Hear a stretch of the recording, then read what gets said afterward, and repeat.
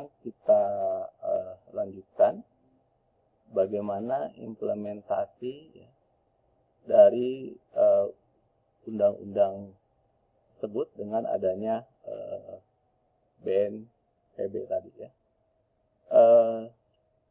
Dari informasi tersebut, kemudian BNPB mulai menyusun DB namanya, Data Index Bencana Indonesia. Jadi Anda bisa buka website DB ya. Oke, jadi ini adalah DB ya, Anda bisa di sini, Data Informasi Bencana Indonesia ya. Dan data tersebut ini sifatnya sudah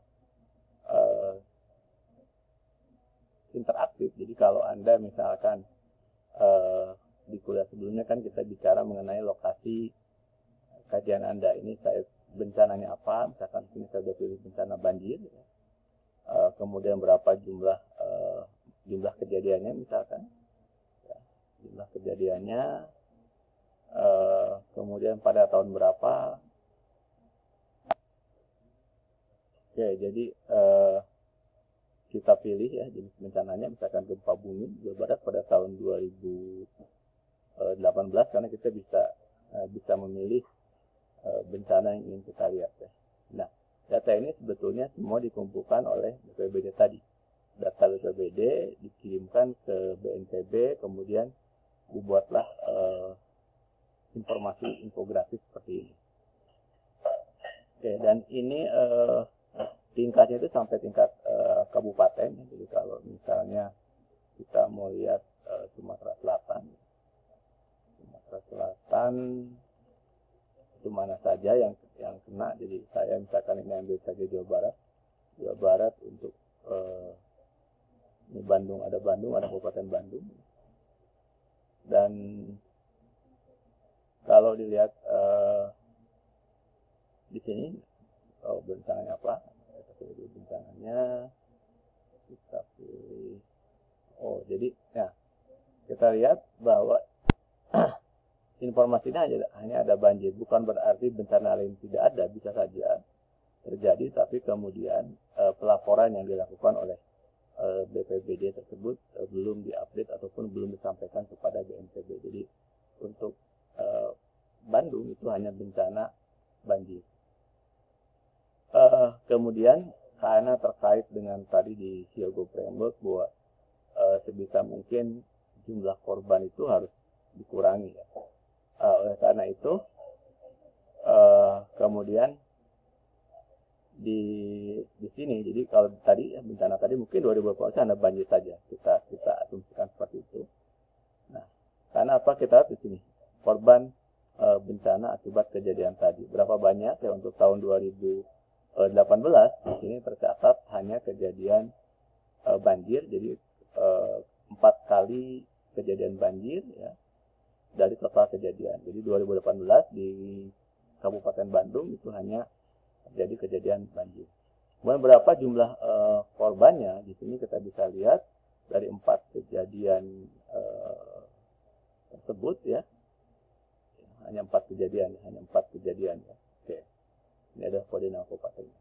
Kemudian kita lihat apa korban kerugiannya. Nah, ini kita bisa lihat statistik bencana di tahun 2018 itu jumlah kejadian 4, tidak ada korban meninggal dan seterusnya.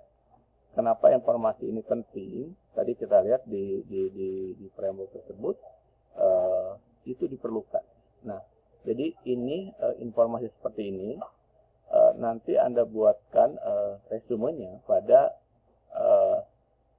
lokasi di mana Anda pilih, sebagai lokasi kajian.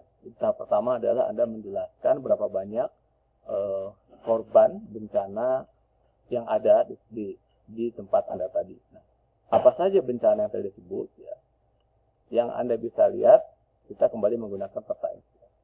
Anda masih ingat peta Inaris ya? Ini adalah peta Inaris yang bisa didapat tadi BNPB tadi. Anda lihat di sini ada alamatnya. Dan kemarin Anda sudah mengambil salah satu lokasi ini. Di sini ada lokasinya ya. Ini ada lokasinya Kabupaten Bandung misalkan, kemudian bencana yang Anda lihat adalah banjir, bandang. Kita lihat tidak ada kejadian banjir bandang. Kalau kita lihat kejadian banjir dan seterusnya, ya Anda coba semua sampai bahaya ini tergambarkan di sini. Jika Anda cukup lama mengambil informasi tersebut, maka kemudian Anda bisa mengambil, kita gerakan ke sini, di sini ada namanya download mengenai KRB. Ya. Begitu Anda klik di sana, maka kita akan mendapatkan informasi kejadian bencana, ya, bencana yang ada di Kabupaten Bandung. Nah, dari informasi tersebut ya kita bisa lihat ya, kita akan lihat. Oke, ini adalah daftar isi dari Inalis tadi ya, dari KRB tadi. Biasanya ini mengikuti Perka BNPB nomor mengikuti Perka BNPB ya. Dalam Perka BNPB tersebut ya menjelaskan mengenai bagaimana penyusunan KRB ini ya. Jadi saya perlihatkan mengenai Perka BNPB tersebut. Ini adalah Perka BNPB 2012 mengenai pedoman umum kajian risiko bencana. Jadi Anda bisa bandingkan apa yang ada di dalam Perka BNPB ini dengan KRB, kawasan rawan bencana tadi, kawasan risiko bencana tadi, atau KRB itu kajian risiko bencana, yang contoh Kabupaten Bandung tadi Anda bisa lihat perbagian ya.